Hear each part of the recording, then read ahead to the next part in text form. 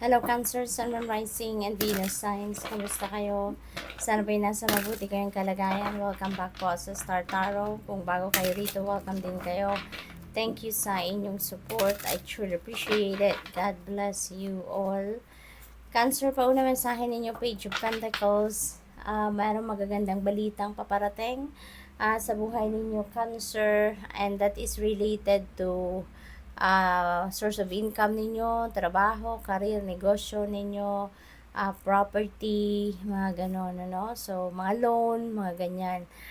What else? We have death energy. Napakaganda nito because this signifies massive transformation. So, merong malalaking pagbabago na gagawin kayo sa buhay ninyo rito. At, ginusto ninyo to na. Ginusto ninyo to. Preferred ninyo ang ganitong kaganapan. Ano? So, good luck to that. Kasi, panahon na din para mag-create kayo ng pagbabago sa buhay ninyo. Dahil siguro, na kayo dito, baka sawang-sawa na kayo no sa ginagawa ninyo, sa mga pinagkakabalahan ninyo, yung gano'n. And you want some change, no? You want some change. So, ito na yon, binibigyan na kayo ng pagkakataon ng universe, no? Na magawa ninyo yung mga pagbabagong ito na minimithi ninyo. Okay? This could be in any area of life, maaring sa lahat ng areas ninyo or baka sa major areas lang ng buhay ninyo magkakaroon ng pagbabago.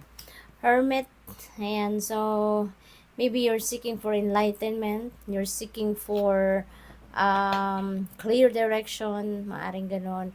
Baka din dito merong mga guidance, no, sa buhay ninyo na pinapadala ang universe, kaya kailangan ninyo na mag-check-in sa inyong intuition para ma-pick up ninyo ang mga yan.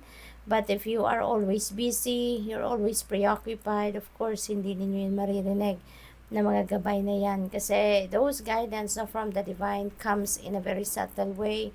Kaya ina-advisean kayo dito na magmuni-muni, mag-meditate, magnilay-nilay, no? So that you'd be able to listen, no? To that, mga gabay sa inyo. We have 3 of cups. May rito, may celebration kayong gagawin, no, Cancer.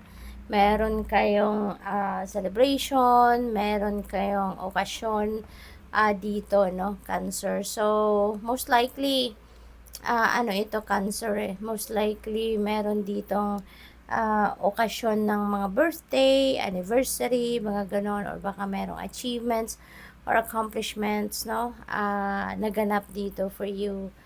So, congrats to that kasi baka meron kayong mga blessings, no, na paparating at maaring isa yan sa mga isi-celebrate ninyo. Okay? What else? We have come to the edge. And this is a new beginning, Cancer. This is a new beginning energy. Maaring ito, parang adventure ito for you. Parang you are coming out of your comfort zone dito, no, Cancer. Kaya ito, exciting ito na kaganapan sa buhay ninyo. Maaaring dati takot kayong gawin ito, pero ngayon, no, maglalakas ng loob na kayo at gagawin ninyo yan. At you're going to embark, no, on that new beginning na excited kayo, may kaba, may excitement, yung ganon. Mixed emotions, no? By the book, ayan, siguro masunurin kayo sa batas, masunurin kayo sa rules, which is really good, 'di ba? That's a good indication na marunong kayong sumunod, no, sa mga sa rules, no? Maging sa bahay man 'yan, sa bayan, sa bansa, 'di ba? Yung ganon. We have happy Cancer, masaya kayo, magiging masaya kayo. Dahil din siguro dito sa celebration na ito, baka social gatherings din yan na maiimbitahan kayo, kaya mag-i-enjoy kayo ng todo-todo dito. And aside from that, may mga blessings for sure dito na paparating, kaya yan ang magiging dahilan din ng iyong pagiging overly happy. Kumbaga, sobrang saya ang mararamdaman ninyo rito. What else? open relationship, ayan, no commitment, casual lang, parang yung mga no label ba, no? Maaaring merong ganong ganap ang iba sa inyo dito if you are still single, no? What else? We have true love. Ayan, so baka no label kayo, pero para sa'yo, or siguro ang nararamdaman ninyo dito, baka seryoso kayo, no? Seryoso kayo sa taong ito, pero yung taong yon parang siya siguro yung ayaw ng label, no? Sa inyong relationship. So, ano tong tawag dito? Parang situationship lang, no? Yung ganon. What else? We have soulmate. Ayan, there is siguro kung sino man ito, baka iba talaga yung pakiramdam ninyo sa taong ito, no? Baka you are falling for this person already, pero yung person na ito siguro naman that you are dealing with, siguro hindi ready, no, sa relationship. Hindi ready sa seryosohan or hindi ready sa yung magkaroon ng commitment talaga para magkaroon ng label, 'di ba? But you are having a great connection, no?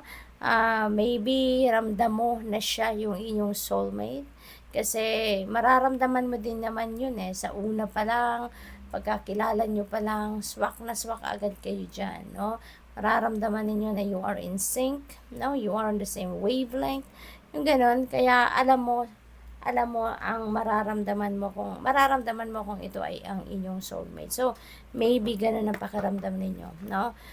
Siguro, kung sino man ito that you are dealing with sa ngayon, feeling ko lang mas ano kayo ngayon, yung parang mas seryoso kayo kaysa dito sa taong ito. We have job offer, napakaganda kasi meron kayong new beginning energy, kaya maaaring meron kayong bagong trabahong makukuha kasi baka kukunin ninyo yung opportunity na to, no? Habang ino-offer sa inyo ang trabahong yan. We have receipts, ayan, so maybe you're going through mga resibo ninyo, siguro nag-ano din kayo, no? Nagre-record kayo ng mga expenses ninyo. Kaya you're going through your receipts. Maring ginajot down ninyo yung mga expenses ninyo for the week, for the month, yung gano'n. At siguro nag-accounting kayo ng sarili ninyong expenses. So that's good, no? Para nalalaman din ninyo kung magkano na yung nagastos ninyo. You would know kung saan napunta, diba? Kasi nare-record ninyo siguro kung saan ninyo nilagay ang pera, saan din ninyo dinala, anong binili ninyo, yung ganon. Toxic work environment, Cancer, no? So, siguro, isa na ito sa babaguhin ninyong sitwasyon sa buhay ninyo, lalong-lalo pa na meron tayong transformation energy, diba? So, dito kasi sa transformation na to, kung ano yung hindi na nagsiserve ng inyong highest good, kung ano yung hindi na kayo masaya, whatever it is that is not best for you anymore sa tingin ninyo or sa palagay ninyo, yan ang iiwanan ninyo, yan ang puputulin ninyo, no? Na connection. So, maybe yung work environment na to, no? Siguro you are experiencing this toxic work environment at maaring ito yung iiwanan ninyo. You're going to cut the relationship ninyo with this environment at maaring yung job offer na to yung kukunin ninyong bago, no? So, good luck. Thank you for watching Love and Light. Namaste.